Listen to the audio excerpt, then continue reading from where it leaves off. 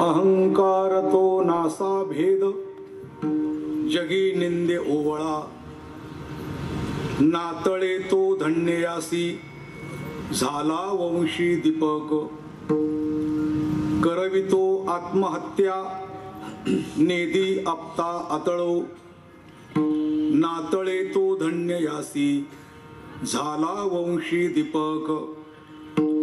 तुका म्हणे गुरगुरी माथा थोरी धरोणी, नातळे तो धन्ययासी झाला वंशी दीपक. पांडुरंगा करू प्रथम.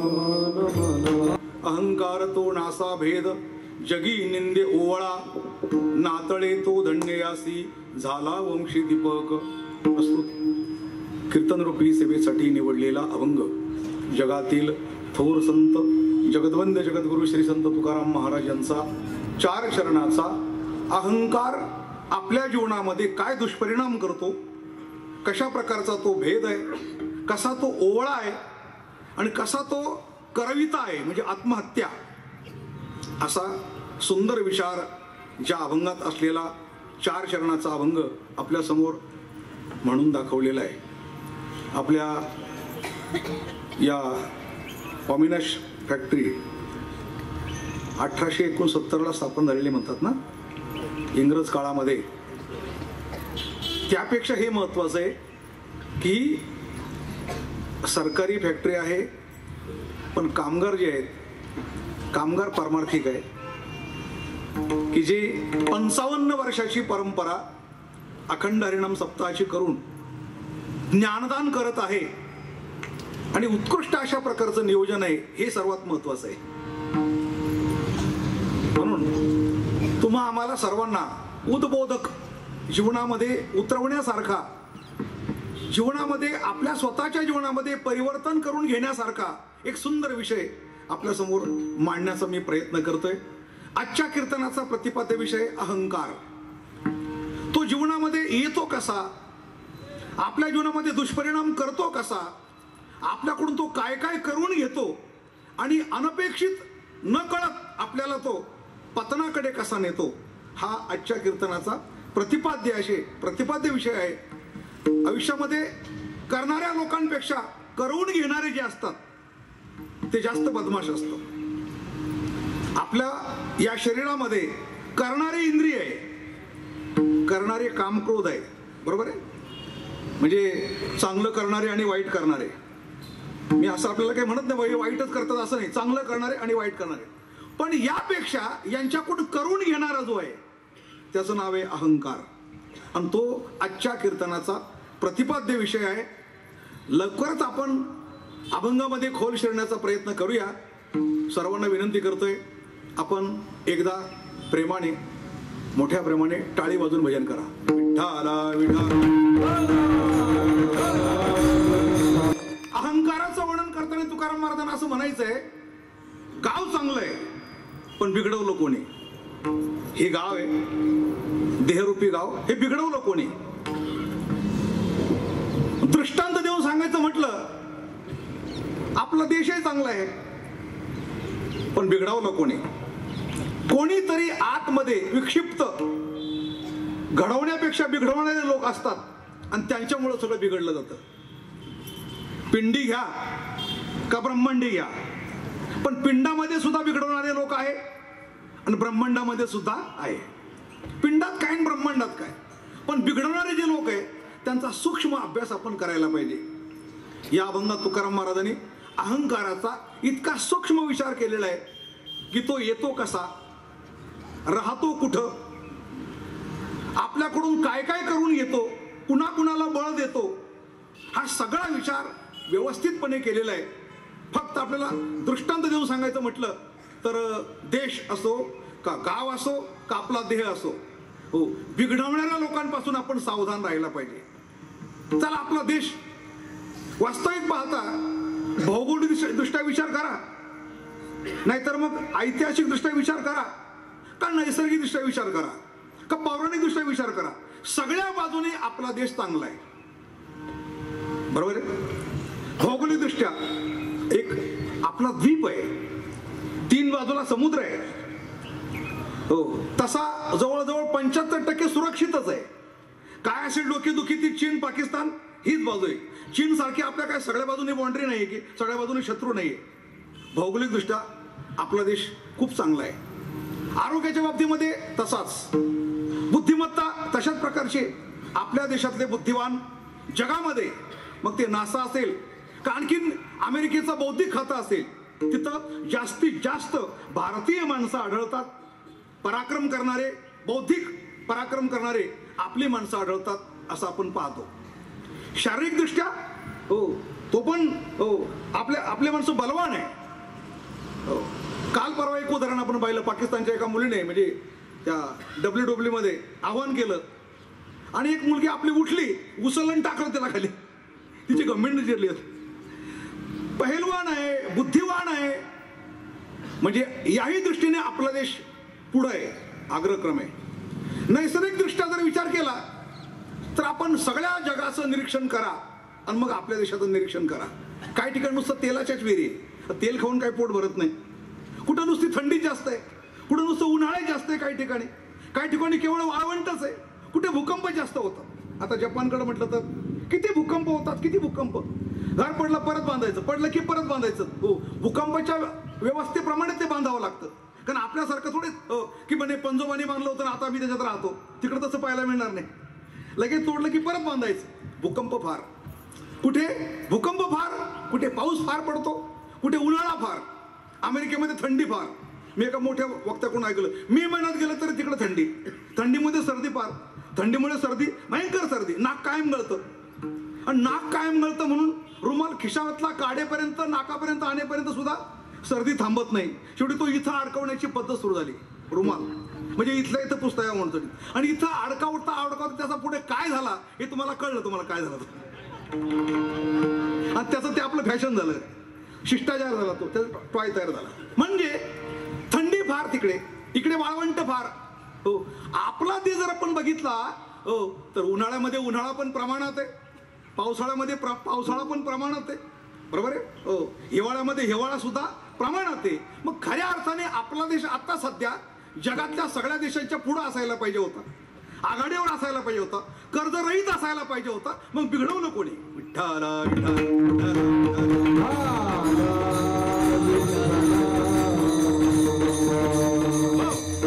बिघडवलं कोणी? आता सध्या आपलं फार फार मोठं कर्ज आहे, आपल्या देशावर फार मोठं कर्ज आहे. बरं, आतंकवाद्यांचा अड्डा म्हणाल तर जितका त्रास आपल्या देशाने आतापर्यंत सहन केला, एवढा त्रास कुठलाही देश सहन करत नाही. तर त्याचे कायदे कडक आहे, त्याचे कायदे कडक आहे.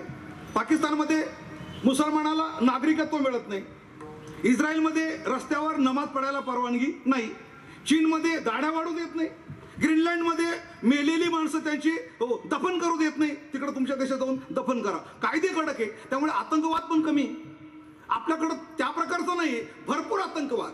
पौराणिक दृष्टीने जर पाहिलं तर तसं नाही, पण इतिहास आपण जर पाहिला तर आपल्या देशावरच्या आक्रमणा इतके आक्रमणं जगामध्ये कोणत्याही देशावर झालेले दिसत नाही.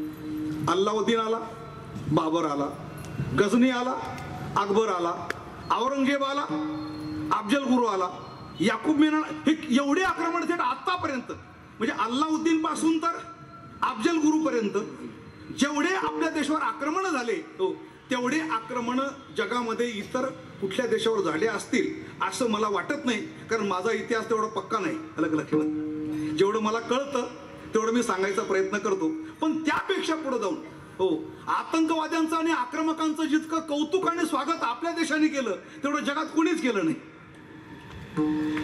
अल्लाउद्दीनचे धडे, औरंगजेबचे धडे, अकबरचे धडे आम्हाला शिकवत होते की औरंगजेब कसा स्वावलंबी होता, स्वतःच्या हाताने टोप्या विणत होता. अलग लक्षात. शिवाजी महाराजांचे कमी असतील, पण औरंगजेबचे धडे आपल्या देशामध्ये टोप्या कसा विणत होता. हो, म्हणजे इतक्या क्रूर माणसांचे धडे शाळेमध्ये शिकवले गेले. आपल्या देशाची परिस्थिती हो अशा प्रकारची का निर्माण झाली. हो, आक्रमकांचं काय इतकं स्वागत झालं नाही. आक्रमकांचे पाढेच इतके का लिहिले गेले, पण प्रतिकार करणाऱ्यांचे पाढे एवढे का दाखले हो, उदाहरणं, धडे असे का गिरवले गेले नाही. मला सांगा हो, जेवढे आपल्या देशावर आक्रमण झाले तेवढे प्रतिकार केल्याशिवाय तर परतले नसतील ना. म्हणजे प्रतिकार हो, आक्रमकांचे धडे लिहायला पाहिजे का प्रतिकार करणाऱ्यांचे. प्रतिकार करणाऱ्यांचे हो. इथं हो जसे आक्रमक आले तसे प्रतिकार करणारे पण जबरदस्त. राणा प्रताप असतील, बरोबर आहे, गुरु गोविंद सिंग असतील, छत्रपती शिवाजी महाराज असतील, बाजीप्रभू देशपांडे असतील, या सर्वांनी प्रतिकार केला. तेव्हा तर आपण आक्रमकातून वाचलेलो आहे हो. पण आक्रमकांचे जास्त पाडे आणि प्रतिकार करणाऱ्यांचे कमी पाडे, अशी आपल्या देशाची केविलवाणी अवस्था का झाली हो, त्याचं उत्तर या अभंगात आहे. आणि म्हणून हा अभंग प्रतिपाद्य म्हणून निवडलेला. कोणी नासवलं हा मुख्य विषय अभंगात आहे. कोणी नासवलं चांगलं असताना, हे पण चांगलं होतं, याच्याकडे आपण येणारच आहोत. अजून 10 मिनिटं मी बाहेरचा विषय सांगतो. आपल्या देशातली माती अशी होती, अशी जुने माणसं सांगतात. जखम झाली, हरपटलं, ठेस लागली, गुडघा जखम झाली तर काय टाकायची, चिकन माती, लगेच खपली जाणार. अशी माती होती. ती पण आता तशी राहिली नाही, ती पण विषारी झाली अनेक प्रकारचे खतं वापरून. रसायन तर विचारायला नको, झाडा वनस्पती तर विचारायला नको, सगळ्या प्रकारच्या औषधी आपल्या देशामध्ये होत्या. मातीमध्ये गुणधर्म होते. मग कुठून आले हो काँग्रेस गवत, एड्या बाबळी, जर्सी गाई. नासवलं कोणी. तुकाराम महाराज म्हणतात, शेतामध्ये जर लक्ष दिलं नाही, निंदणी केली नाही हो, तण काढलं नाही हो, तर काय होतं. निवडावे खडे तरी दळण ओझे घडे, नाही तरी नासून जाय, कारण आळस ओरे हाय. निवडावे तण आणि शेती करावी जतन, नाही तरी नासून जात. नाही तर आणि नासल्यानंतर परत चांगलं होत नाही लवकर. जसं शेत आहे, नासलं कोणी नासवलं, का निंदलं नाही, कारण आळस ओरे हाय. 1-2 कारण सांगितले. म्हणजे पहिलं कारण म्हणजे आळस. शेत निवडलं नाही ना तुम्ही, तळला ते खडे काढले ना, आळस कारणीभूत आहे. आपल्या देशातले नाही तरी नासून जाय हो. आपल्या देशामध्ये अशा गोष्टी का घडू लागल्या. कोणी आणलं काँग्रेस गवत, कोणी आणल्या जर्सी गाई हो. इतकं चांगलं गवत होतं, आपले जनावर गाई बैल चरत होते हो. पण जेव्हापासून हे विदेशी बीज यायला लागले ना, बाहेर देशातून आपण बियाणं मागवायला लागलो, त्या बियाण्यामध्ये, कारण तिकडं अशा गवताचं संशोधन केलं जातं की ज्याच्यामुळे जमीन खराब होईल, दुसरी गवतं नष्ट होतील आणि हे गवत कोणीच खाऊ शकणार नाही. अशा गवताच्या बीजाचं संशोधन केलं जातं आणि मग ते बीजामधून पाठवलं जातं. तेव्हापासून आलं काँग्रेस गवत. आता त्याचं नाव काँग्रेस करून ठेवलं मला माहिती नाही बरं का. पण मी मागच्या 2 महिन्यापूर्वी हिमालयामध्ये यात्रेला गेलो होतो, तिथं पण आहे बरं का. म्हणजे थेट हिमालयामध्ये सुद्धा काँग्रेस गवत उगतंय आता. पण तुमच्या लक्षात आलं ना काँग्रेस गवत म्हणजे कसं असं ते, वरून पांढरं असं ते आणि खाली शेळी पण खात नाही, इतका विषारी. माणसं काढायला गेलं तर ते अंगावर उभारतं, भयंकर. कसा शोध लावला या काँग्रेस गवताचा काय माहिती नाही. बरं बाबळी, किती बाबळी आपल्याकडं, सुबाबूळ, गोडी बाबूळ, काय सुंदर. पण आता त्याच्यामध्ये त्या येड्या बाबळी आल्या, वेलासारख्या पसरतात हो. आता कुठल्या तरी एखाद्या माणसाला काय येडी बाबूळ आहे असं म्हणतात बोल, ज्याला काही अक्कल नाही त्याला म्हणतात येडी बाबूळ म्हणतात. पण येडी बाबूळ खऱ्या अर्थाने जी आली ते पण बाहेरचंच बीज आहे, पसरते वेलासारखी. काटा जर टोचला तर विंचवासारखा ठणका बसल्यासारखं होतं. हे गवत यांची जी बीज आहे ते असं संशोधन केले गेलेले आणि ते आपल्या भारतामध्ये पाठवलेले हो. येड्या बाबळींनी चांगल्या बाबळी नासवल्या. आता चांगल्या बाबळीमध्ये हो काय गुणधर्म होते अलग लक्षात, त्याच्या सालीमध्ये हो, तर विको वज्रदंतीमध्ये त्याची साल वगैरे वापरतात. पण येड्या बाबळी साल नाही चालायचे बरं का हो. ते मिश्रण आहे ते अलग लक्षामध्ये. बाबूळ चांगली होती, येड्या बाबळींनी ती नासवली. गवत चांगले होते, काँग्रेस गवतांनी ते नासवलं. गायी चांगल्या होत्या आपल्या, शुद्ध गावठी गाई, गावरान गाई हो. त्याचं तूप, त्याचं दूध काय सगळं सुंदर होतं. पण जशाच्या जर्सी गाई आल्या त्या पण संकरित बनवून पाठवल्या बाहेरून, आणि जशा त्या संकरित गाई आल्या जर्सी गाई, तेव्हापासून आपलं आरोग्य बिघडलं. म्हणजे हो डायबिटीजचे रोगी भारतामध्ये जास्त व्हावे आणि आमचे औषधं खपावे, इथपासून सुरुवात आहे. आता सध्या भारतामध्ये हो सर्वात जागतिक उच्चांक डायबिटीजचे रोगी कुठे जास्त आहे, भारतामध्ये. भरपूर हो तशा प्रकारचं दूध, गोड वगैरे खाऊन म्हणजे रोग आपल्या देशात निर्माण होतात आणि औषधं जास्त जास्त बाहेरून येतात. म्हणजे आपल्या देशामध्ये सर्वात जगात मोठी बाजारपेठ असल्यामुळे काय काय खपू शकतं, लक्षात काय काय खपू शकतं आणि काय काय बनवलं पाहिजे. बहुतेक चीन मोठा आपल्यामुळे मोठा, अमेरिका मोठी आपल्यामुळे, जगातले सगळे राष्ट्र आपल्यामुळे मोठे, कारण बाजारपेठ मोठी. आणि आपल्या भारतासारखे बाहेरच्या वस्तू खरेदी करणारे माणसं सापडायचेच नाही कुठं तुम्हाला. काही घ्यायचं म्हणलं तरी मेड इन जपान तरी पाहिजे, मेड इन जर्मन तरी पाहिजे. हो, त्याचा परिणाम रोग आमच्याकडे जास्त, औषधं बाहेरून येतात. हे नासवलं कोणी? हो, याचा कोणीतरी शोध लावला पाहिजे. विठाला विठाला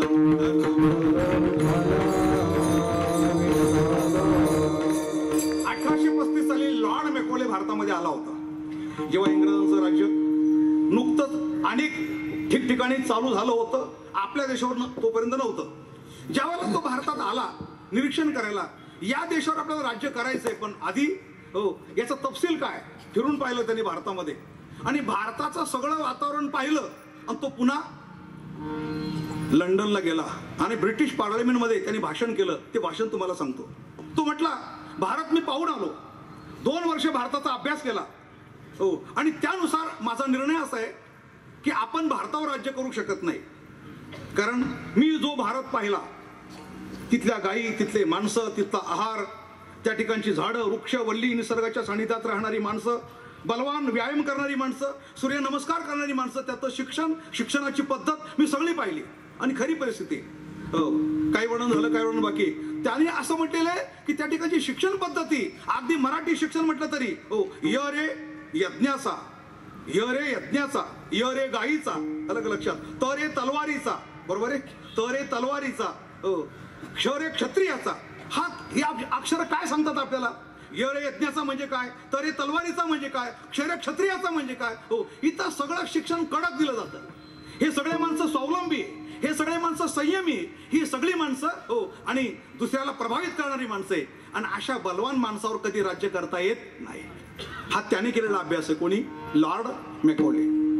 हो, म्हणजे आपल्याला यांच्यावर राज्य करता येणार नाही. त्याने सगळं पाहून गेलो होतं. अहो, एका एका गोळीने माणसं मरत नव्हते. मग ते उमाजी नाईक असतील, पत्री सरकार असतील, हो, इंग्रजांना त्राही करून सोडणारी माणसं होते. कारण इथलं खाण, आहार त्या प्रकारचा होता, हवा तशी होती, मेहनत त्या प्रकारची होती. त्यामुळे यांच्यावर इतक्या बलवान माणसावर आपल्याला राज्य करता येणार नाही.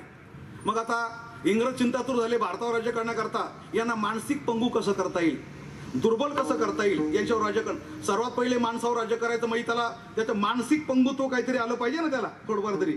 मग त्यांनी पुन्हा, हो, तिथून पुढे प्रयत्न केले भारतामध्ये येऊन. अलग लक्षात, ज्यावेळेला झाशीची राणी हरली, तात्या टोपे हरले, नानासाहेब पेशवे हरले, आणि इंग्रजांचं जवळजवळ राज्य स्थापन झालं भारतामध्ये 1857 नंतर. स्वातंत्र्य समर असं आपण सावरकरांचं. त्यावेळेला त्यांनी आपल्या भारतात आरंभापासून काय केलं? इंग्रजी शिका. कारण त्यांना आपल्याला आपल्या, हो, आणि संस्कृतीपासून तोडायचं होतं. हे य रे गाईचा आणि क्ष रे क्षत्रियाचा आणि त रे तलवारीचा, यातून आपल्याला ते तोडायचं होतं. त्यामुळे त्यांनी इंग्रजी शिकवायला सुरुवात केली. आता इंग्रजी भाषा म्हटल्यानंतर ABCD आपल्यामध्ये, त्याच्यामध्ये फार मोठे तफावत आहे. आपल्या मराठीमध्ये, हो, आणि 52 वर्ण आहे सगळे. फार समृद्ध भाषा आहे मराठी भाषा, फार समृद्ध आहे. आणि म्हणून तर बोली म्हणतात, माझा मराठाची बोलू कौतुके, पै अमृतातेही पैजा जिंके, ऐसी अक्षरे रसिके मिळवेल. खरंच आहे, मराठी भाषा त्या प्रकारची आहे. हो, 52 वर्ण कुठं इंग्रजीचे? 26 दुने. हा पण, हे पण औचित्य म्हणावं लागत. आपले 52 वर्ण आणि त्याचे 26 दुने 52, म्हणजे हे पण.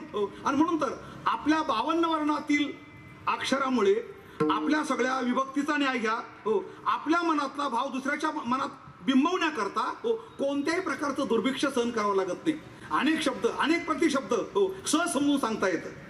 हो, इंग्रजीत तसं नाहीये. इंग्रजीमध्ये, हो, आणि दॅट म्हटलं की तो, ती, ते समजून घ्या, समजून घ्यावं लागतं. दिस म्हटलं की हा, ही, हे समजून घ्या. दॅट म्हटलं की तो, ती, ते समजून घ्या. हो, आपल्याकडं, हो, नुसतं देव शब्द म्हटलं की देव, देवाला, देवाने, देवासाठी, देवापासून, देवाचा, देवामध्ये काय विभक्ती. हो, नुसतं अकारांत पुल्लिंग प्रथमा एकवचनाचे 12 प्रकार होतात. म्हणजे 24 प्रकार होतात नुसता देव हा अकारांत पुल्लिंग प्रथमा एकवचन शब्द आहे, बरोबर आहे. हो, या देव शब्दाचे 24 प्रकारची विभक्ती होते. हो, म्हणजे एका वचनामध्ये 8, तर 3 वचनामध्ये 8 त्रिक 24 प्रकार. एवढे प्रकार इंग्रजीमध्ये कोणत्याही प्रयत्नाने केले तरी एका शब्दाचे 24 विभक्ती करू शकत, करता येत. ते समजून घ्यावं लागतं. जसं आपल्याकडं स्त्रीलिंग पुल्लिंग आहे, तो ती ते. इंग्रजीमध्ये तेवढं नाहीये, हो ना. समजून घ्यावं लागतं. गाढवाला इंग्रजीमध्ये काय म्हणतात? डॉंकी. आणि गाढविणीला एक गोष्ट सांगितली जाते जुन्या लोकांच्या हातून ऐकलेली. ते म्हणे इंग्रजांचा काळ होता, त्यात एक चांगला मोठा साहेब होता, बंगल्यामध्ये राहत होता, त्याची पत्नी राहत होती. बराच काळ इकडे राहिला, त्याची बायको बाळंतीण झाली, काय मूलबाळ व्हायचं ते झालं.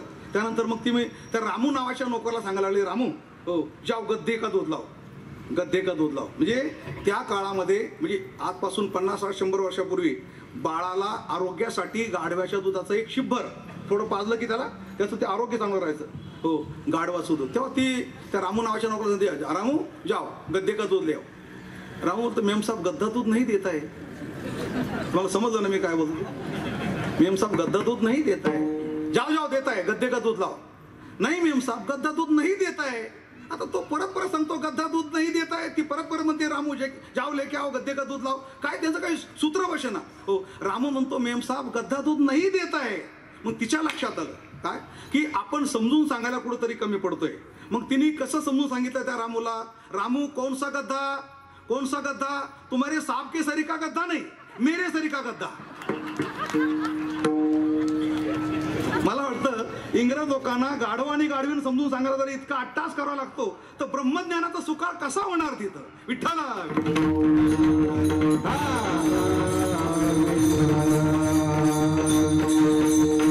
म्हणून त्यांनी अक्कल लढवून म्हणा किंवा युक्तिप्रयुक्तीने, डावपेच टाकून, कपटाने तोडफोड करून जरी जगावर राज्य करायचा प्रयत्न केला तरी ते टिकू शकले नाही. मला एवढं सांगायचं, ओ ये मराठीची नगरी आणि ब्रह्मविद्येचा सुकाळू करी, अशी आमची भाषा असताना इंग्रजांनी आपल्याला आपल्या भाषेपासून दूर करून आणि मग इंग्रजी शिकवायला सुरुवात केली. मग इंग्रजी म्हटलं की मग ते त्या पद्धतीने मग ते मम्मी म्हणायचं, ते पप्पा म्हणायचं, सगळं. रविवारचा संडे झाला, भारताचा इंडिया इंग्रजीमुळे ना, भारताचा इंडिया झाला, रविवारचा संडे झाला, आईची मम्मी झाली, पंचांचं कॅलेंडर झालं, आणि तारखेची तिथीची तारीख झाली. आपण तिथी पाहत होतो, आता आपण काय पाहतो? तारीख. हो, तिथी समजत नाही कोणाला. लोक आमच्याकडे तर तारीख घ्यायला. आता इतके महाराज या ठिकाणी बसले, त्यानेच मला या ठिकाणी बोलवले आणि अनेक ठिकाणी अति उत्कृष्ट नेतृत्व ते करतात. ज्यावेळेला लोक तारीख घ्यायला तर बरं का महाराज काय म्हणतात ते, महाराज आमची फॅक्टरी फार मोठी आहे.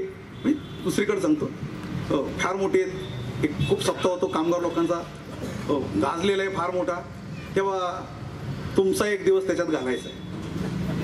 समजलं तुम्हाला?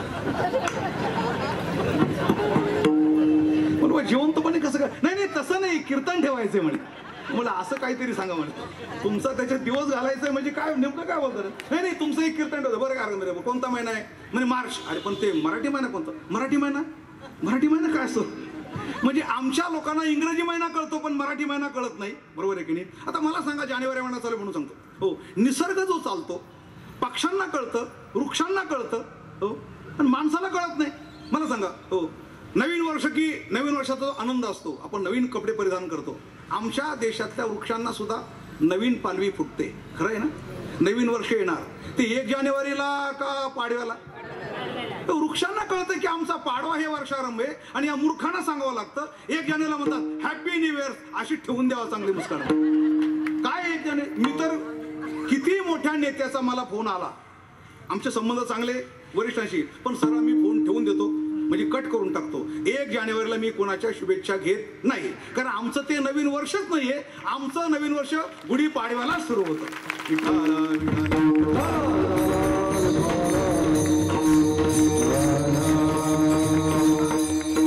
ऋतू सुद्धा कोणत्या ऋतूने वर्षाला आरंभ होतो? वसंत. बरोबर आहे की नाही? वसंताने आरंभ होतो.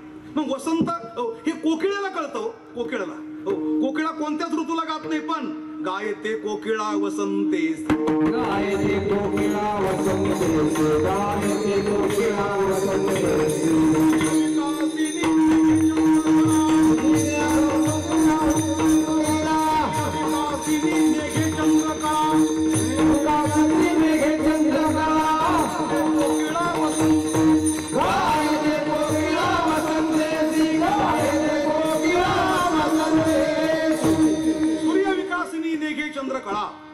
सूर्यविकासिनी चंद्रकळा. अलग लक्षामध्ये ती सूर्यविकासिनी जी असते ना, कमळ, ते चंद्रकळा घेत नाही, निष्ठावंत येते. आपण कधी कुणाच्या मध्ये आपण मिसळायला तयार आहे, ते कुणाच्या मध्ये मिसळायला तयार आहे. कोणाचंही लग्न असो, आता म्हणे मला म्हणता येणार नाही, पण कुठं नाचतील माणसं, कोणाकोणाचा उदो उदो करतील, काही सांगता येत नाही. फार वाईट आहे. हो, हा जो नाश झाला तुकाराम महाराज म्हणतात, नाही तरी नासवणी जाय. तुकाराम महाराजची कळकळ आहे. आणि मला आज मला हे सांगावं असं का वाटतंय, ज्या भूमीमध्ये हा अभंग तयार झाला त्याच भूमीमध्ये मी कीर्तनाला उभा आहे. हे तर खरं आहे की नाही. देहूच्याच भूमीमध्ये हा अभंग तयार झालाय. तुकाराम महाराजांना त्याचं नाव सांगायचंय. फार रोख की तुकोबारायचा या अहंकारावर. पहिलं दृष्टांत म्हणून जसा देश नासवला, कुणीतरी देश नासवला, हे तो पुरस्कार शोधून काढलं पाहिजे. मी सांगितलं आपल्याला लॉर्ड मेकॉले, जो आपल्या देशातल्या विचारवंत असं म्हणतात, इंग्रज गेले 70 वर्ष झाली, पण आपल्या डोक्यातला लॉर्ड मेकॉले अजून गेलेला. आम्ही अजून आईला मम्मी बोलतोय, अजून आमचं तारखेप्रमाणे चाललेलं आहे. भारताला स्वातंत्र्य मिळायचं कधी, आम्ही वाट पाहतो जायला तयार नाचलेले. त्याच्यामुळे आमचं आरोग्य धोक्यात आलं, त्याच्यामुळे आमची विचार धोक्यात आले, ग्रंथ साईडला पडले. त्याच्यामुळे नाचवणारा कोण आहे याचा विचार केला पाहिजे. तसं तुकाराम महाराज याच्यामध्ये सुद्धा कोण नाचवणार आहे. नासा कोण अर्थ आहे, अहंकार तो नासावे. या तुम्ही उपदेश ठरवायचा असेल तर नासा हे नाचून टाका असा अर्थ होतो. पण या अभंगात अहंकाराचं वर्णन आहे असं जर विचार करायचा असेल तर अहंकारा न ऐसा याच्या सारखा दुसरा कोणी नासका जगामध्ये नाही. न ऐसा, नासा आणि न ऐसा असे दोन अर्थ आहे. या एका शब्दामुळे अभंग उपदेशपर ठरवायचा का वर्णनपर ठरवायचा असा विवाद आहे अभंगाबद्दल. अहंकार तो नासा भेद, त्याच्यावर एकावर रोख आहे. असं असतं बघा, जडावर जीवाची नजर असते, जीवावर कामक्रोधांची नजर असते, कामक्रोधावर मायेची नजर असते, आणि मायेवर संतांची नजर असते.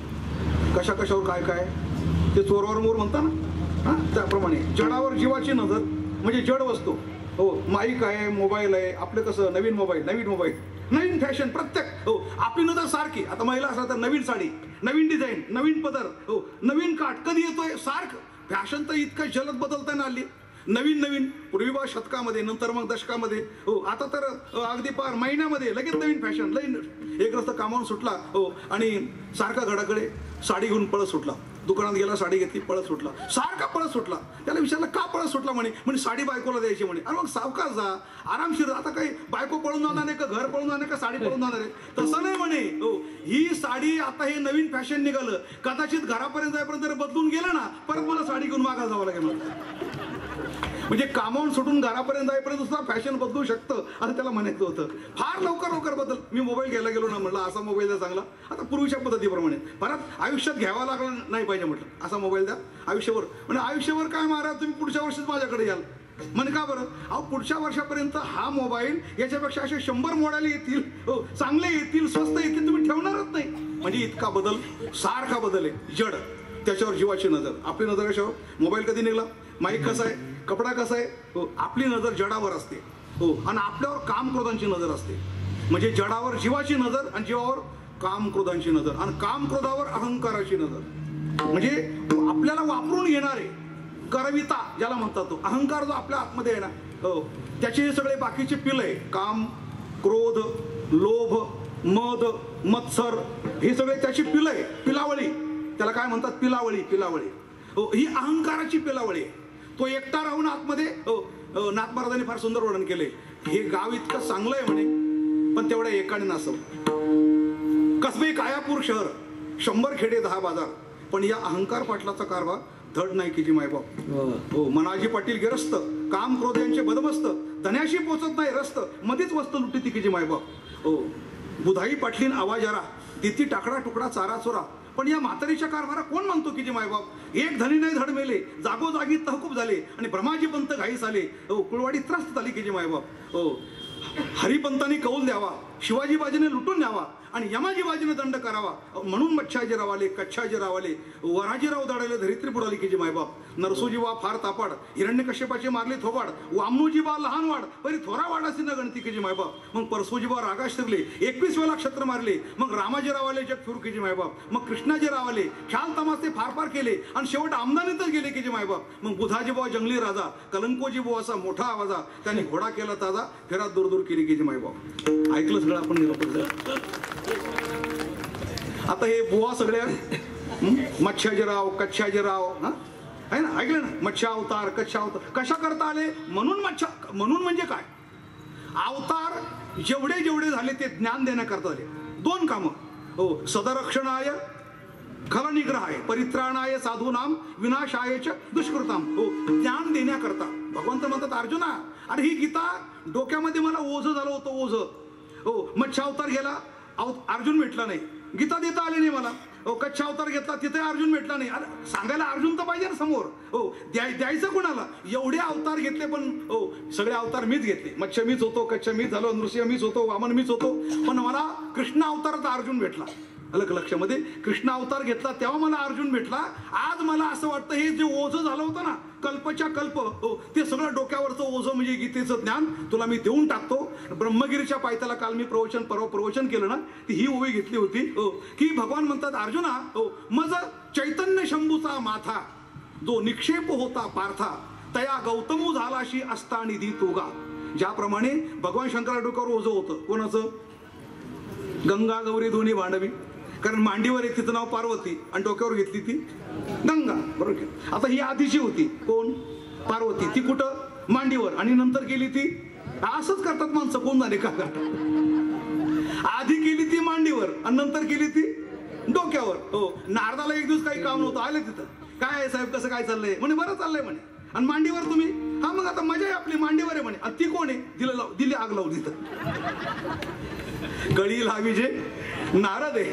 हो, कळी लावायचं काम. आणि तेव्हापासून जे भांडण झालं काय, की चौतोंड्याचा पोरे एक नार्याही जाणं, तो खेळिया माझी आगळा रे, कुसळी करुणी पोरे भांडवी आणि आपण राहे वेगळा रे. गंगा गौरी दोन्ही भांडवी आणि संभ्याशी झाडीले. संभ्या म्हणजे कोण? शिव.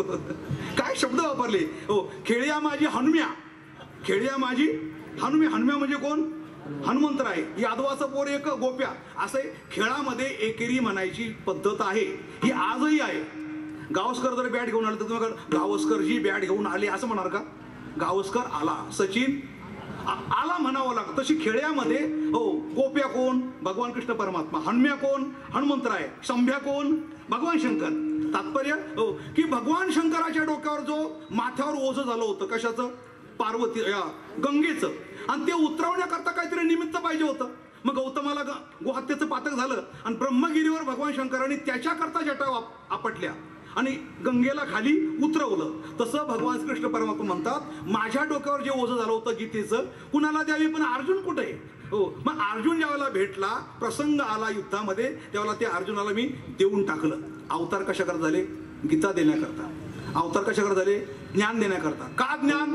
हे बिघडलंय म्हणून. कोणी बिघडवलं? अहंकाराने. म्हणून मच्छाजीराव आले. पण पहिले सुरुवातीपासून परत सांगतो तुम्हाला. गाव आहे कसं? कसबे कायापूर शहर, याला काय म्हणतात? कसबे कायापूर, याला कायापूर म्हणतात. कसबे त्याला लावलं विशेष गाव आहे. विशेष गाव म्हणजे काय? जसे जंक्शन स्टेशन असतं की नाही, तशा प्रकारचं हे गाव आहे. कसबे कायापूर शहर. 100 खेडे 10 बाजार. याला 100 खेडे जोडलेले म्हणून तो विशेष आहे ना. ते 100 खेडे म्हणजे आयुष्य घ्या 100 वर्षाचं. 100 खेडे 10 बाजार. याला बाजार किती भरतात? 10 बाजार. एक डोळ्यांचा बाजार, एक कानांचा बाजार, एक जिभेचा बाजार. हे बाजार तुम्ही सगळे पाहताच, बरोबर की नाही? संसार बाजार भरला भाई. काय बाजारामध्ये माणसं बेजार होतात, फार अवघड आहे बरं का हा बाजार. हो, आणि 10 बाजार भरतात. हो, 100 खेडे 10 बाजार. पण या अहंकार पाटलाचा कारभार धड नाही की जी माईबाप. नाथ महाराज काय म्हणतात? सगळं बरोबर आहे. कसबे कायापूर शहर आहे, 100 खेडे जोडलेले, 10 बाजार भरतात, पण कोणाचा कारभार चांगला नाही? अहंकार पाटलाचा कारभार चांगला नाही. हो, म्हणून हो गाव चांगला असून सुद्धा ओस का पडलं? घर असून जळून का गेलं? जोडे असून काटे का मोडले? याचं कारण आहे या इस तन धन की कौन बढ़ाई, देखत नयन में मिट्टी मिलाई, हाड़ जले जैसी लकड़ी की मोली और बाल जले जैसी घास की बोली, कहत कबीरा सुन मेरी गुनिया आणि आप मुझे पीछे डूब गई दुनिया. मला काय म्हणायचंय? शरीर मरतं पण घाबरतं का ते? अग्नी तू का म्हणे मढे आणि काय अग्नी काय जाणे पुढे, नाही घाबरत नाही ते. बरं जीव मरतो का, नाही मरत, पण घाबरतो की नाही, असं असतं. हो, गावचे पाटील मरोणी गेले आणि त्याच्या नारीने चुडे भरले.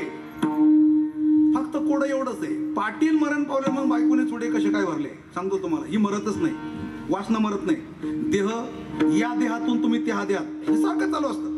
वासांशी जीर्णाणी यथा विहाय नवाणी वृणात, हे चालूच राहतं सारखं. बरोबर बरोबर. पण कोणत्याही जन्मात गेलो वासना आहेच, ती मरत नाही. या जन्मातून त्या जन्मात नेते, बरोबर आहे. हो नेते.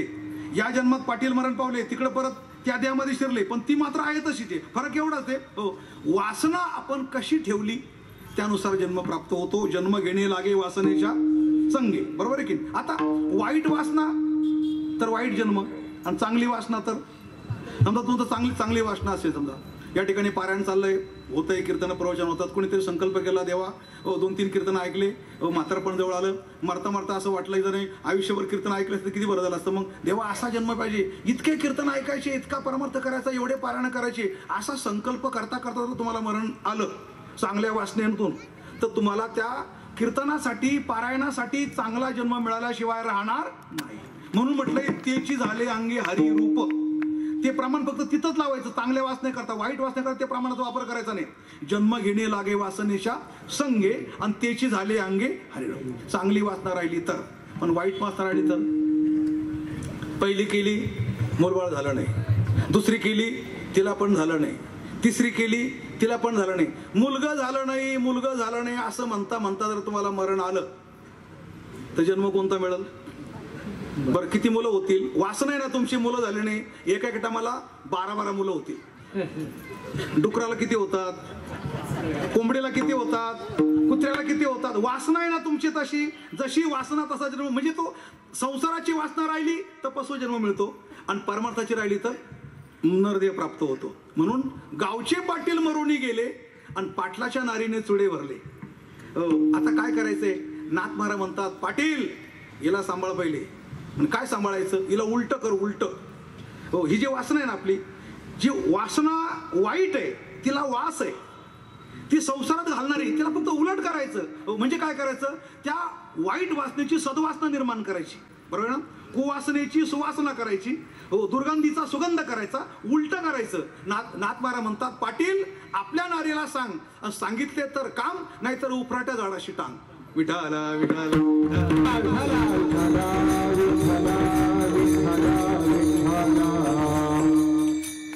गाव तसं चांगलं, म्हणजे हे बरं का, इतकं चांगलं आहे वासनेने बिघडवलं.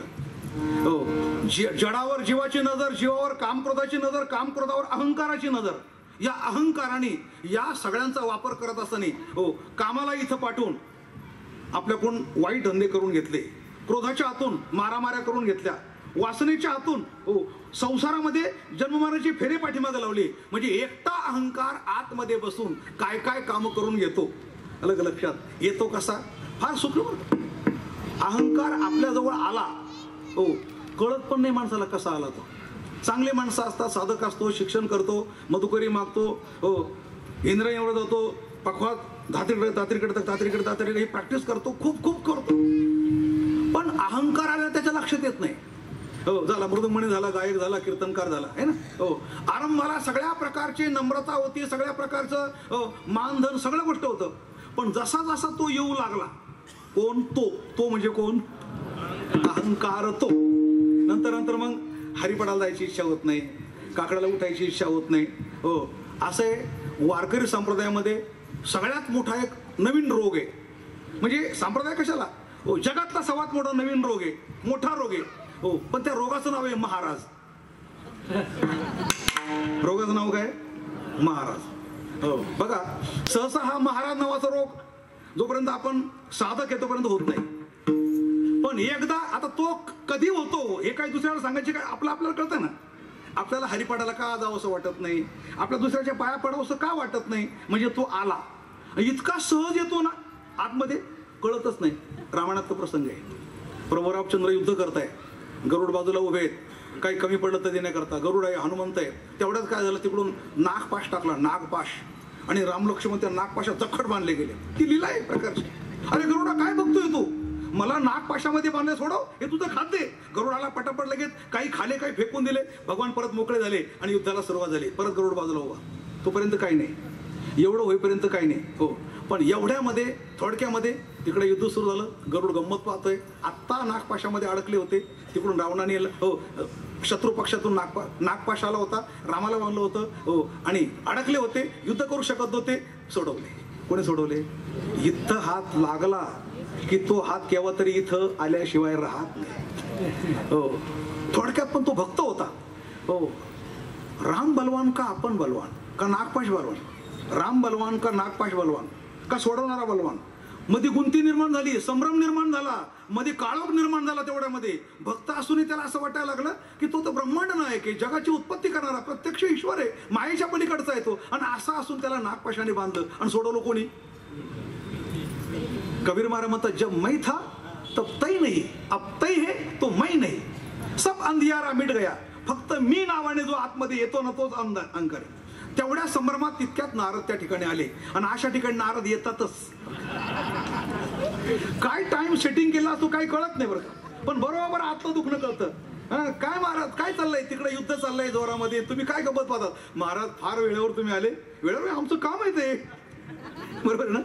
आम्हाला कोणी फोन नाही करत, बरोबर, पण तुम्ही आले ते बरं झालं म्हणे. काय झालं? अहो आत्ता इतक्यात तिकडून नागपाश टाकला. प्रभू रामचंद्राला नागपाशामध्ये बांधलं गेलं आणि जखड बांधलं. ते काही करू शकत नव्हते. तेवढ्यात मी तिथं गेलो. चोचेने ते काही खाऊन टाकले, काही मारले, काही पळून गेले. हो, आणि मी त्यांना सोडवलं. अलग लक्षामध्ये नारद म्हटले, हा जो रोग आहे ना, या रोगाकरता मी फक्त चिठ्ठी देऊ शकतो. मी त्याला बरा करत नाही. मोठ्या हॉस्पिटलमध्ये जावं लागलं त्याच्याकरता. कारण मला पण झाला होता. कारण या रोगाचं जे बरे डॉक्टर असताना फक्त चिठ्ठी देतात, भाई मी तुम्हाला रोगाचं निदान लागलं, पण हे ऑपरेशन मी करू शकत मोठ्या हॉस्पिटल. आणि या रोगाचं हॉस्पिटल कुठे माहिती का? मीच्या पाताळात येते, वर नाही कुठं. धर्मराजाला झाला होता तर तिथं जावं लागलं. रावणाला झाला होता. सर्वांना, ज्याला कुणाला मोठा अहंकार झाला त्याला बळीकडं ते हॉस्पिटल खाली पाताळात, सप्तपाताळ त्या बळीचं नाव आहे. हो, चालता चालता धर्मराजाला झाला होता. राजश्री यज्ञ पंक्ती बसलेले आहेत. कुणीतरी भांडं आपटवलं, फुटलं भांडं. धर्मराजाने बघितलं, काय चाललंय भांडं फुटलं म्हणे. अरे सांभाळून वापरा. सोन्याच्या पात्रात होतं बरं का. राजश्री यज्ञामध्ये सोन्याची पात्र होती जेवायला. एक भांडं फुटलं. धर्मराजाने बडबड केली. पलीकडच्या पंक्तीमध्ये भगवान उभे होते, विचार करत होते. सोन्याचं पात्र फुटलं तर बडबड करायला लागले. हो, कारण माझी पंगत, मी राजश्री यज्ञ करतोय आणि तुम्हाला काही कळत नाही म्हणे, भांडे आपटवता काय वगैरे. चला धर्मराजाला सांगितलं देवाने, धर्मराजा सगळ्यांना आपण बोलवलं पण एक आमंत्रण द्यायचं राहून गेलं म्हणे. कोण? अरे बळीला कुठं आमंत्रण दिलं आपण? आपलं कर्तव्य आहे. आपण एवढं मोठं तुम्ही यज्ञ करताय तर आमंत्रण द्यायला पाहिजे. मग कोणाला पाठवलं नाही, तिथं आपल्याला प्रत्यक्ष जावं लागेल. भगवान स्वतः धर्मराजाला घेऊन आणि पाताळात गेले. हो, त्या ठिकाणी बळीचं राज्य म्हणजे काय? आता बळीचं राज्य म्हणजे काय? तुम्ही भावीला महिलांच्या ऐकत नाही. विडा जाऊ आणि बळी, तो बळी बरं का. आता लोकांचा भ्रम काय झाला, शेतकरी तिथे आपण लावलेलं आहे ते बळी, तो बळीच. कारण आतापर्यंत 6 इंद्र झाले आणि आता 7वा इंद्र आहे. मागचा 6वा इंद्र होता त्याचं नाव होतं मंत्रद्रुम. आता जो इंद्र आहे त्याचं नाव आहे पुरंदर. आणि पुढचा जो इंद्र होणार आहे त्याचं नाव बळी. तो सध्या पाताळामध्ये. अलग लक्ष, याला काय म्हणतात? Waiting list. कळलं का तुम्हाला?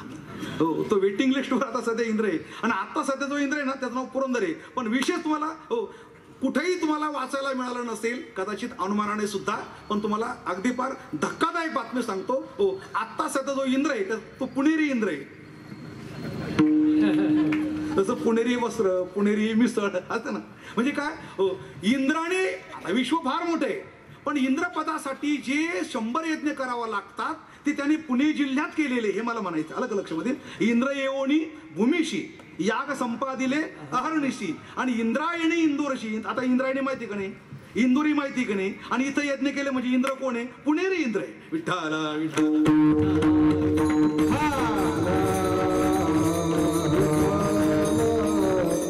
8वा इंद्र बळी होणार आहे. भगवान गेले, धर्मराजा आता हा बळीचा दरबार आहे. मध्ये प्रवेश केल्यानंतर काय सुंदर बळीचं राज्य म्हटल्यानंतर काय बघायला लागलं? बाजूला एक डोंगर, हो, एक सूर्य उगला होता आणि दक्षिणेकडे असा चमचम काहीतरी करत होतं. असा भामचंद्रासारखा डोंगर चमचम करतोय. तर मला देव हे काय चमकतंय? हा सोन्याचा डोंगर आहे काय? डोंगर सोन्याचा नाही म्हणे, पण तो तयार झाला. म्हणे कसं काय तयार झाला? म्हणे पूर्वी बळीने राजस्व यज्ञ केला होता आणि त्यावेळेला जे सोन्याच्या पात्रामध्ये जेवले ना ते ताटं फेकून दिले, त्या पत्रावळीचा ढीग लागलाय म्हणे तिकडं. धर्मराजा म्हणा देवा तिथं सांगायचं ना, एवढं खाली कशाला आलं मला. ते म्हणजे सांगून चालत नाही. अहंकार नावाचा जो प्राणी आहे, जो रोग आहे, तो प्रत्यक्ष दाखवल्यानंतर जात असतो, तसा तो सांगून चालत नाही. धर्मराजाचा अहंकार गेला. विठ्ठला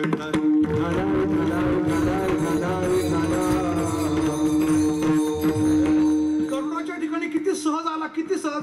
पाहता पाहता त्यांनी नागपाशातून भगवंताला सोडवलं. उभा राहता गंमत पाहत होता, पण कधी आला ना अहंकाराने आतमध्ये घर निर्माण केलं कळालं सुद्धा नाही. हो, नारद म्हणतात तो जो रोग आहे हा महाभयानक रोग आहे. येताना सहज येतो, सहज. आलं का लक्षात? येताना मी करत येतो, जाताना तू, नंतर मी करत येतो, तू करायला लावतो. हो, याचे मंत्र आहे बरं का, चढवायचा मंत्र आणि हो ना. अहो हे मंत्र याचे मंत्र तो उतरायचा नंतर सांगू तुम्हाला. पहिला येतो कसा. कबीर महाराज म्हणतात हो की जब मैं था तब तई नाही.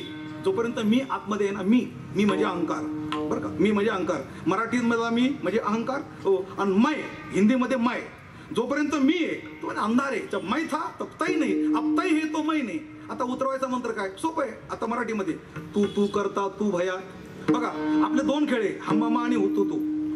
हमामा म्हणजे काय? अहम मम चढवायचा मंत्र. आणि हुतुतू म्हणजे काय? तू जळीस तू, काष्टी तू, पाषाणी तू, इंद्रामध्ये तू, सूर्यामध्ये तू, गरुडामध्ये तू, सर्पामध्ये तू, गंगेमध्ये तू, कणाकणामध्ये तू, सर्वत्र तू आहे, मी कुठेही नाही. हा उतरवायचा मंत्र. विठाला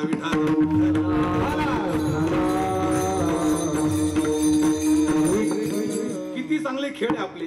हमामा म्हणजे अहम मम आणि हुतुतू म्हणजे तू सर्वत्र तू. हो, असं करता आलं पाहिजे माणसाला. खेळ म्हणजे काय? हो, तर अहंकार उतरवणे आणि अहंकार चढवणे अशा प्रकारचे खेळ आहे. हो, तर हा जो अहंकार आतमध्ये बलवान स्वरूपामध्ये बसलेला येतो. हो, सगळ्यांचा वापर करून घेतो. कामाचा वापर योग्य वेळे करून घेतो. कामाला शक्ती हात पुरवतो, क्रोधाला शक्ती हात पुरवतो. हो, लोभाला शक्ती हात. याच्या एकट्यामुळे सगळे फोपवतात. हे जे मशीन आहे म्हणा, हे घर आहे किंवा हा देह आहे, याच्या आतमध्ये जे देशात चाललंय ना तेच आतमध्ये चाललंय. संपूर्ण जगामध्ये किंवा संपूर्ण देशात जे राजकारण चालतं ना, जे ब्रह्मांडी ते पिंडी आणि जे पिंडी ते ब्रह्मांडी, सगळं राजकारण आतमध्ये चालतं. आतमध्ये सुद्धा अशाच प्रकारचे लोक आहे.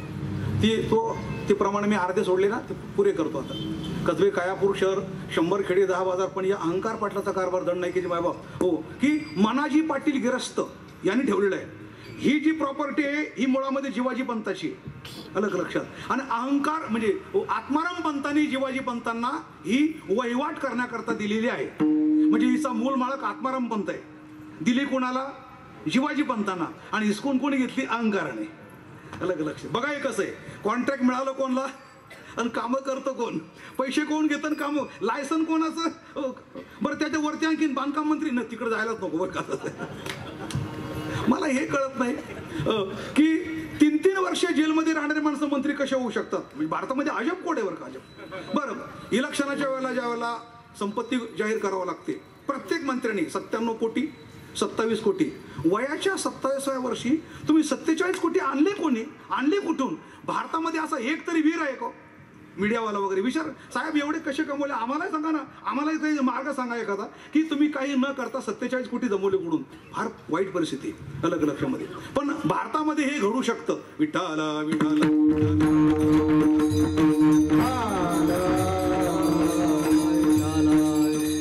पिंडी ते ब्रह्मांडी, ब्रह्मांडी ते पिंडी. हो, आपल्या शरीरामध्ये सुद्धा अशाच प्रकारचे लोक आहेत. कसे लोक आहे बघा. अहंकार पाटलाने काय केलं? आत्माराम पंताची मूळ प्रॉपर्टी आत्माराम पंतांनी जिवाजी पंताला दिली. हिच्यामध्ये पीक पाणी चांगलं कमवा. हात आहे, इंद्रिय आहे, सुदृढता आहे, शरीर आहे, सौंदर्य आहे, बुद्धी आहे.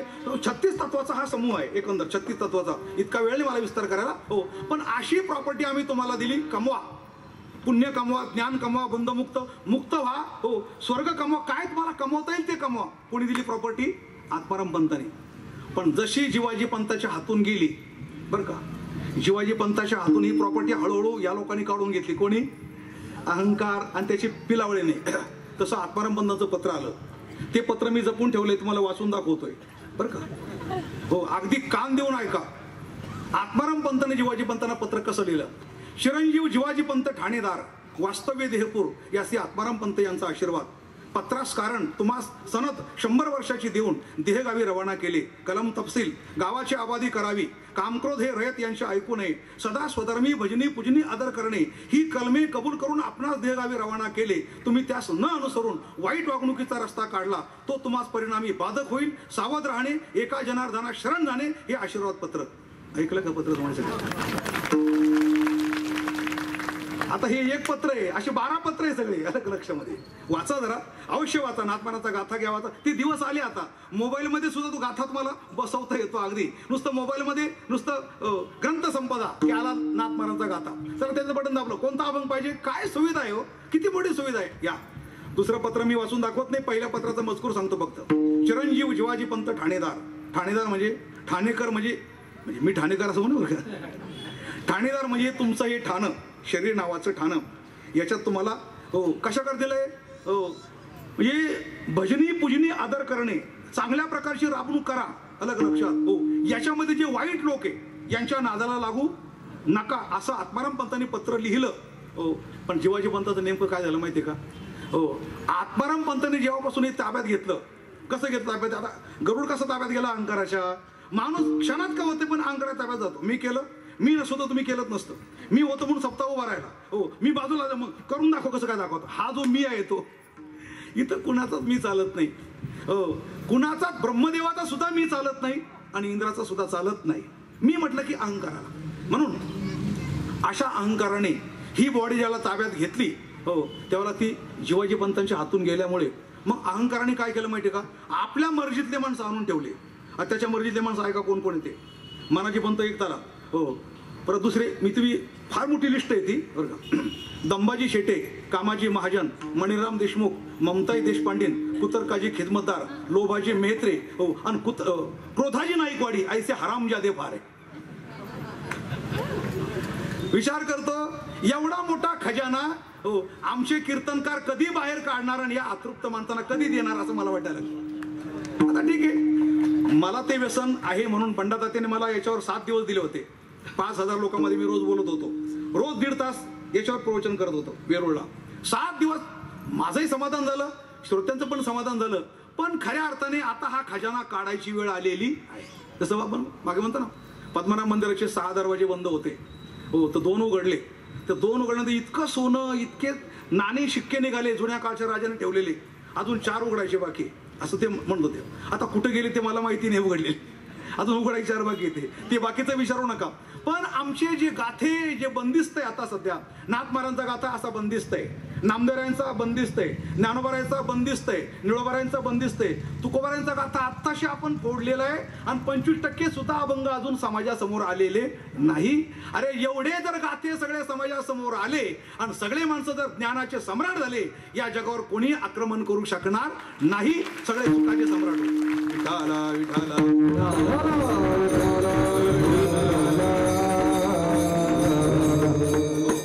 पत्र बाकी राहिले. पत्र अलग लक्षात ते पुरं करतो. अहंकाराने जी माणसं आणून ठेवले त्यापैकी मनाजी पाटील गिरस्त आता माझी प्रॉपर्टी तुम्ही चालवा. मनाजी पाटील गिरस्त, कामक्रोध यांचे बदमस्त. मग त्यांनी कामक्रोध आणून ठेवले परत अलग लक्षामध्ये. म्हणजे किती आत्माराम पंताचं होतं, जिवाजी पंताला वजवायला दिलं. जिवाजी पंताच्या हातून हिसकून घेतल्यानंतर अहंकार बघू लागला आणि अहंकारानंतर अहंकाराने मनाजी पंत आणला. तर मनाजी पंत माहिती ना, मनाजी पंत सर्वांना माहिती आहे. मनाजी पंत बघा, मनाजी पंत असा आहे, मी तुमच्याकडे पाहतो, तुम्ही माझ्याकडे पाहतात, पण कधी घरी जाऊन येतो काही कळत नाही. बसल्या बसल्या घरी काय चाललं, कधी कीर्तन सुटणार, घरी काय चाललं, याला मनाजी पंत. आपल्याला बसून ठेवतो घरी जाऊन येतो. तुम्ही बोलणार नाही तसं अलग लक्षामध्ये, पण सर्वांचं हे चालतं. याला म्हणतात मनाजी पंत. मनाजी पंत गिरस्त, कामक्रोध यांचे बदमस्त आणि धन्याशी पोचत नाही रस्त. धन्यापर्यंत रस्त या शरीरातली जाऊ देत नाही. धनी आत्माराम पंत धन्यापर्यंत काही पोचू देत नाही. आतल्यात सगळं संपून टाकतात. कोणती योजना वरून येऊ द्या, योजना चांगली असते का वाईट असते? चांगली असते. बेटी बचाव बेटी पढाव. एकडे तर इतका ए पासून झेड पर्यंत. एका लहान मुलाने मोदींच्या योजना किती, ए पासून झेड पर्यंत. ए म्हणजे कोणती योजना, आयुष्यमान योजना. बी म्हणजे कोणती, बेटी बचाव बेटी पढाव. झेड पर्यंत वाचून दाखवल्या. चांगलं आहे ना.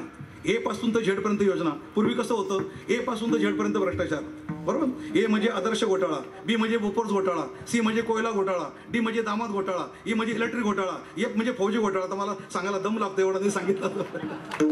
पण त्यापेक्षा बरं आहे ना, आता घोटाळे गेले आणि योजना आल्या. विठ्ठल विठ्ठल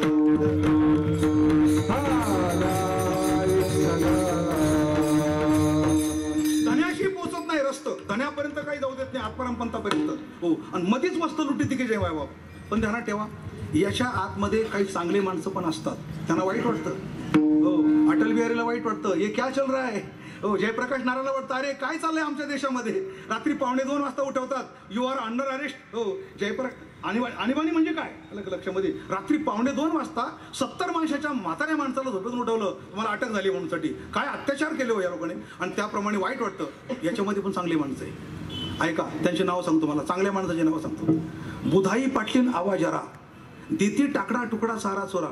पण या म्हातारीच्या कारभारा कोण मानतो की जे मायबाप. बुधाई पाटलीन म्हणजे बुद्धी नावाची एक म्हातारी आहे आतमध्ये. पण बरीचशी माणसं म्हाताऱ्या माणसाचं ऐकत काय करतं, म्हाताऱ्याला म्हणे ऐकत जावं बरं का. त्यांनी जास्त पावसाळे पाहिलेले असतात, उन्हाळे पाहिलेले असतात, अनुभव जास्त असतो. एका लग्नामध्ये नातवाचं लग्न होतं. आता म्हाताऱ्याला वाटलं आपण पुढच्या लग्नाला जगतो की नाही. त्याने आग्रह केला पोरांना, नातवांना, मला एवढं लग्न जाऊ द्या. नातू म्हणायचे, बाबा तुमचं काय काम आहे, लग्न काय म्हाताऱ्या माणसाचं असतं का म्हणे. अजिबात नाही, घरी तुम्ही घर सांभाळायला थांबा. अरे पोरांना येऊ द्या, माझी इच्छा आहे, 2 पावडेरावळे भेटतील मला थोडं तेवढा एक दिवस माझा आनंद जाईल, घरी बसून मला कंटाळा आला. अजिबात नाही म्हणे, मला अजिबात येऊ द्यायचं नाही. पण फार गायावाया केल्यानंतर बाकीचे पोरं म्हणे, बरं या. पण आपल्या ज्या बैलगाड्या चालल्या ना, 25 बैलगाड्या, सर्वात मागची बैलगाडी पाण्याचं रिकामं टिंप, त्याच्यात बसायचं, वर तोंड दाखवायचं नाही, हे म्हातारा तोंड दाखवून आमची इज्जत जाईल म्हणे. बरं मी टिंपात बसतो काय, पण म्हातारा असं होतं ना, पण येऊ द्या म्हणे मला काही. शेवटी बैलगाड्या लाईनीमध्ये चाललेला आहे. शेवटच्या बैलगाडीमध्ये त्याला बसवलं आणि आरामशीर. ज्या वेळेला पहिली बैलगाडी गावामध्ये गेली, लग्न होतं ते, शिष्टाचाराप्रमाणे त्या गावाचे लोक समोर आले, आमची मुलगी द्यायची तुम्हाला, काही परीक्षा आहे, काही रीतिरिवाजाप्रमाणे बैलगाडी अडवली. म्हणे आता आमची मुलगी तुम्हाला द्यायची आहे. अलग लक्षात आम्ही वराड अडवत असतो आणि प्रश्न विचारत असतो, असा शिष्टाचार पहिल्यापासून आलाय. हो, मग हे सगळं तरुण मंडळी सगळे उतरले गाडी. काय प्रश्न आहे, आता ते सगळे जुने माणसं होते त्या गावातले, सगळे तरुण 5-50 तरुण जमा झाले. काय काय कसला प्रश्न आहे म्हणे, आता जाऊ द्या लवकर जा म्हणा. नाही म्हणे, असं नसतं म्हणे, रीतिरिवाजाप्रमाणे तो आम्ही प्रश्न विचारणार, त्याचं उत्तर तुम्ही द्यायचं आणि मग आम्ही तुम्हाला वराडातमध्ये येऊ देणार, मग लग्न लागणार, मग मुलगी देणार. तसं नाही म्हणे. बरं विचारा प्रश्न. यांना वाटतं विचारून काय विचारणार, सगळे अनडी माणसं काय विचारणार आहे. मग त्यांनी असा प्रश्न विचारला, बघा ही आमची जी विहीर आहे ना, ही विहीर, एवढी सगळी विहीर गावठी तुपाणी भरून द्या. एवढी मोठी विहीर कशाने, गावठी तुपाणी भरून द्या. सगळे बाजूला गेले तरुण. हे म्हणे असं पोट आपण कधी ऐकलं नव्हतं आतापर्यंत. एवढं काही तूप असतं का म्हणे, गावठी तूप एवढं कोणी आणत असतं का म्हणे, काहीतरी कोड असलं पाहिजे म्हणे. आता आपण काय करूया, काय आपल्याकडे म्हातारा माणूस, अरे एक म्हातारा आहे ना. बरं जेव्हा बैलगाड्या थांबल्या तेव्हा त्याला कळालं, कोणला, म्हाताऱ्याला तिथंच कळालं. पण हो द्या ना, याची जिरू द्या ना, काय असेल ते म्हणे, याची जिरू द्या. शेवटी सगळे गेले, बाबा वरती या म्हणे. कशाला, आवाज वाढला लगेच, कशाला म्हणे, गाड्या अडवल्या. काय अडवल्या म्हणे, प्रश्न विचारला. काय प्रश्न विचारला, ते म्हणतात आमची सगळी विहीर एवढी गावठी तुपाने भरून द्या. मग त्याने भरून, माझ्याकडे कशाला आले म्हणे. सगळे म्हणे बाबाला काहीतरी माहिती असायला बघा, तेवढे दमात घेत नाही म्हणे.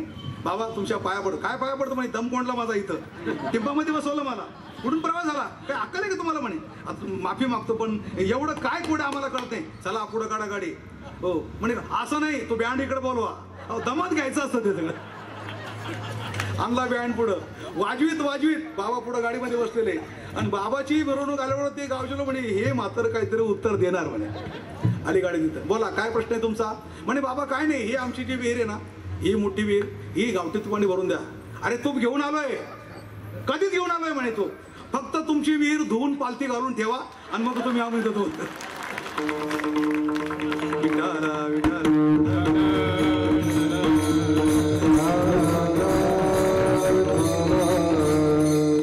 प्रश्नाला उत्तर द्यायची नसतात, तोंड बंद करायचं असतं फक्त. बरोबर आहे ना, फक्त तोंड बंद करायचं असतं. एकाने विचारलं, विजय माल्या कैसा भाग गया. बोले जैसा क्वात्रोची भाग गया वैसा विजय माल्या भाग गया. दुसरं काय असतं, उत्तर फक्त उत्तर अशीच असत सगळी. तात्पर्य, बुधाई पाटलीन आवाजरा, बुद्धी नावाची आतमध्ये काय. हो काय तुकोबाराय म्हणता ना, बरं हे वेळ सापडली संधी आणि साह्य झाली बुद्धी संचित असती.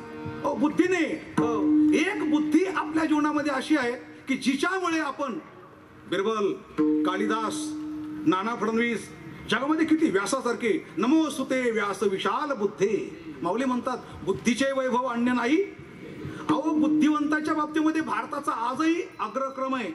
जगात कुठे बिरबल जन्माला आला नाही, अजून आला का? कालिदास कुठे जन्माला आला का? भारतातच जन्माला येऊ शकतो कालिदास. त्याची बुद्धी, त्याचं मोल नाही. लोकमान्य टिळकांची बुद्धी मागत होते इंग्रज, बरं का? त्यामुळे स्वातंत्र्य तर मला मिळणारच आज ना उद्या केव्हा तरी. पण आमची विनंती, लोकमान्य टिळकांचा मेंदू आणि लता मंगेशकरचा कंठ, काय काय माणसं होय. काय माणसं स्त्रिया भारतातच फक्त जन्माला येतात. अशा प्रकारचे बुद्धिवान यांचा मेंदूवर आम्हाला संशोधन करायचंय. काय प्रत्युत्पन्न मते या लोकमान्य टिळकांची. बुद्धिवान माणसं, आणि अशी बुद्धी प्रत्येक माणसाजवळ आहे. पण त्या बुद्धी नावाच्या म्हातारीचं हे आतले लोक ऐकत नाही. कळलं ना तुम्हाला? कोण ऐकत नाही? यादी सांगितली तुम्हाला सगळी, होय की नाही? बुधाजी म्हणजे दंबाजी शेटे, कामाजी महाजन, मणिराम देशमुख, ममताई, हे सगळ्या प्रकारची चांडळा चौकडे यांचं ऐकत नाही. त्याच्यामुळे झालं काय? एक धनी नाही दडविले, जागोजागी तहकूब झाले. ब्रह्माजी पंत काय झाले? ब्रह्माजी पंत माहिती का? काय नावं शोधून काढले. ब्रह्माजी पंत नाथबारा म्हणतात, हा भ्रम निर्माण झाला, संभ्रम निर्माण झाला आपल्यामध्ये. नेमकं हे मिळालं कशा करता?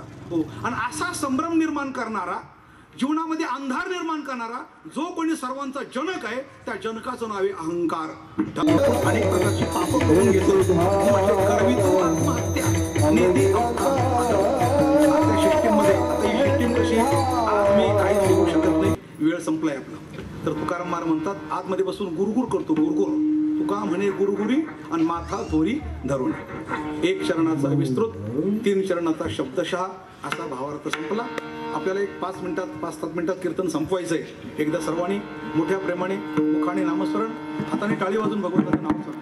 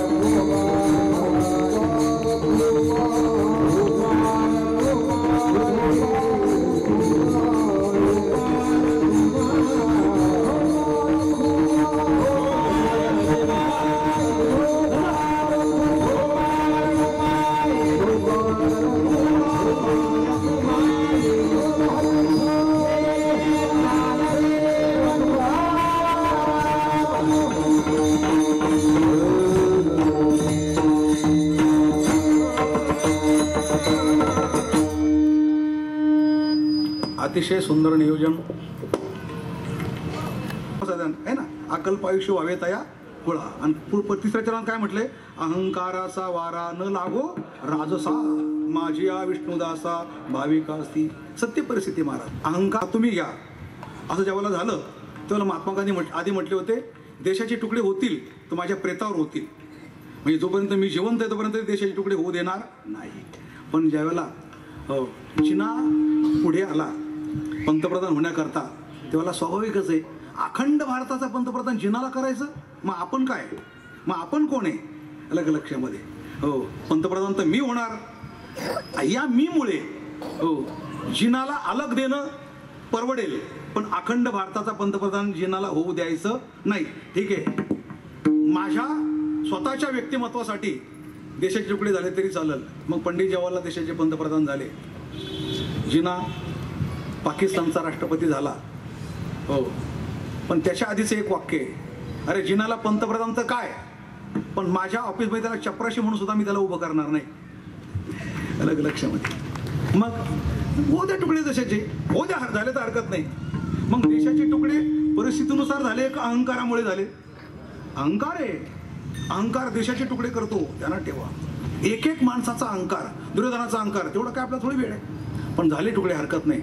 पण बाबासाहेब आंबेडकरांसारख्या विचारवंतांचं म्हणणं असं होतं, जर तुम्ही जातीच्या आधारावर देशाचे तुकडे केले असतील तर शेवटचा मुसलमान भारतातून पाकिस्तानमध्ये जाईपर्यंत आणि शेवटचा हिंदू पाकिस्तानमधून भारतात येईपर्यंत देशाला फाळणीला परवानगी देऊ नका. काय चुकलं होतं?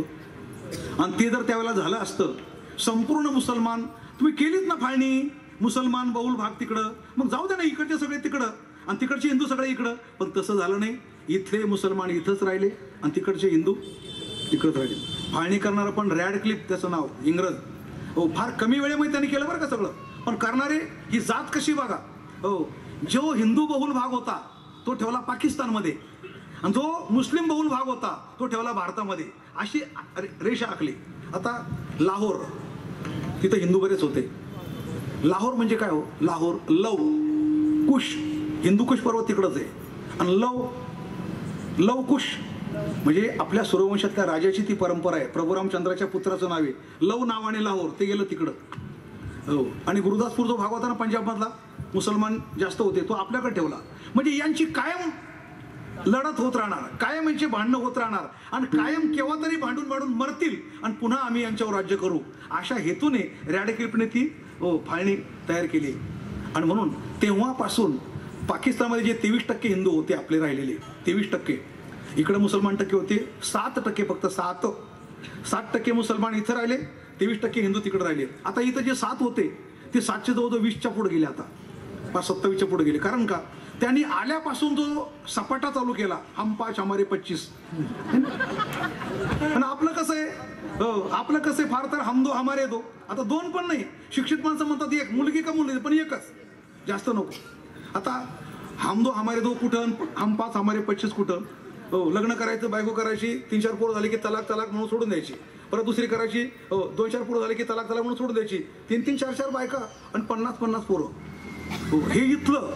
मग बांगलामधून किती आले तो भाग वेगळा, पाकमधून किती आले तो भाग वेगळा, अफगाणिस्तान, असं करता करता वाढवता बरं आपल्याकडे काय आयडी प्रूफ ताबडतोब मिळतात, काही लागत नाही. राशन कार्ड मिळतं, सगळं मिळतं, काही नाही. नेत्याला जर वाटलं बा एवढी हा जो ग्रुप आहे 10 लाखाच्या लोकसंख्या आहे, हे जर आपल्याला मतदान करत असतील तर काय हरकत नाही, आपण याला करून टाकू. काय चाललंय बघा ना, आपल्या स्वार्थासाठी. आतापर्यंत भारतामध्ये कोट्यावधी घुसखोर आता सध्या आहे, आतापर्यंत घुसखोर.